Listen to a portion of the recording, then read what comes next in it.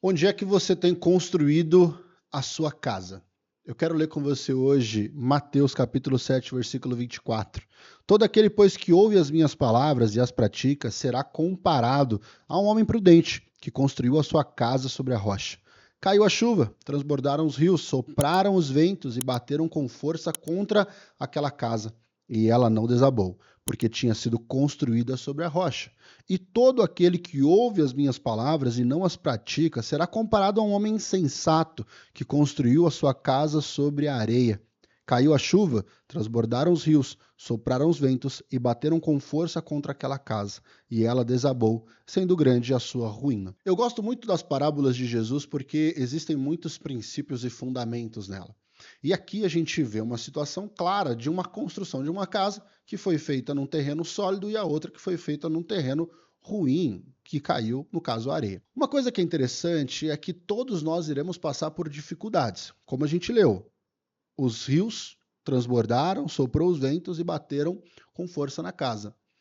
Na sua vida, você não vai viver um mar de rosas, ainda mais se você tem uma consciência do que é a vida, no sentido de você estar à mercê dela e podendo acontecer o que quer que seja que você nem imagina que possa acontecer com você, afinal, a vida é como ela é.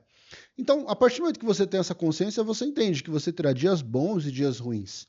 Agora, quando se tem uma consciência de que você vive com Jesus, e você tem ali a palavra dele, você tem a orientação dele, e você o conhece, ou conhece a sua palavra, mas não pratica, ele fala que essa pessoa é como uma pessoa imprudente, uma pessoa que ouve as palavras e não pratica, um insensato. Porque olha só, se você tem um direcionamento dele e você não pratica, poxa, é um insensato mesmo, porque olha só, você tem toda a direção que você precisa.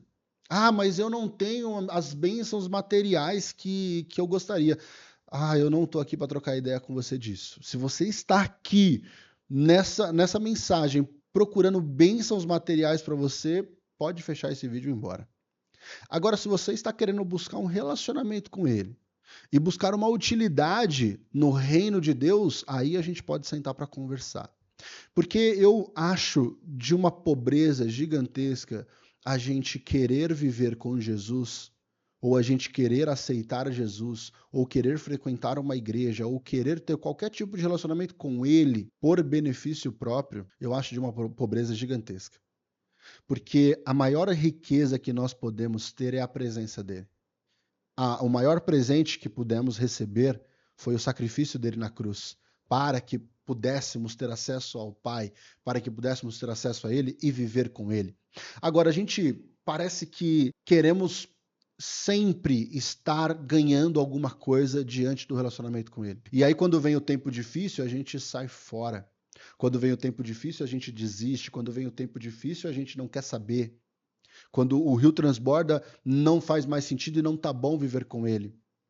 Eu tive muitas experiências ruins na minha vida com a minha família, da qual eu não pedi, ou da qual eu não fui culpado de estar vivendo aquela situação. Mas eu não poderia culpar a Deus a respeito disso. Mas eu poderia fazer diferente, eu poderia, e foi o que eu fiz, me agarrar a Ele, pedindo que Ele tivesse misericórdia, pedindo que Ele pudesse me consolar e me ajudar diante dessas situações difíceis. A partir do momento que eu fui crescendo como pessoa, maturidade e vivendo a vida, eu percebi que é muita pobreza nós vivermos uma vida querendo somente buscar as riquezas e as bênçãos materiais que ele pode nos oferecer. Para mim, viver uma vida nesse sentido é construir a minha casa na areia. Porque eu ouço as palavras dele e vejo que ele é o dono do ouro e da prata, e assim ele pode me oferecer tudo aquilo que eu pedir. E olha só, no capítulo 7 mesmo de Mateus, no versículo 7 diz assim, ó, peçam e lhes será dado, busquem e acharão, batam e a porta será aberta para vocês. Pois todo aquele que pede recebe,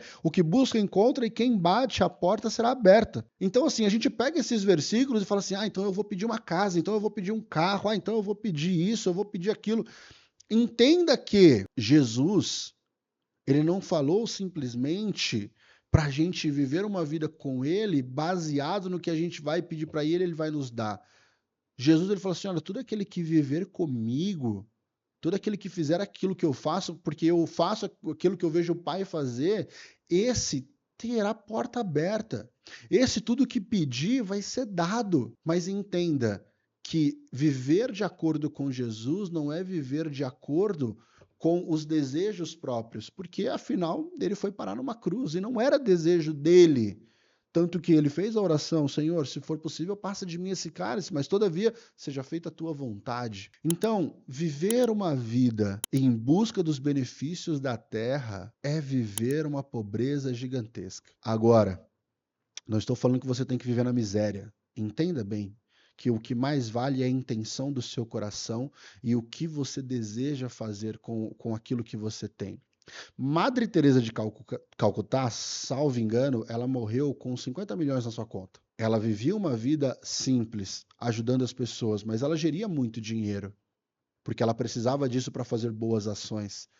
Agora, o problema é que a gente quer 50 milhões na nossa conta para a gente viver com base nos nossos desejos. E eu vou te falar que 50 milhões não vai ser suficiente quando o rio transbordar, o vento bater, quando tudo desmoronar, se você construiu a sua casa na areia. Não vai valer de nada. Agora, se você construiu sua casa na rocha, pode ter R$1, pode ter 50 milhões. Porque pode vir o que for, você vai estar firmado com ele, com Deus.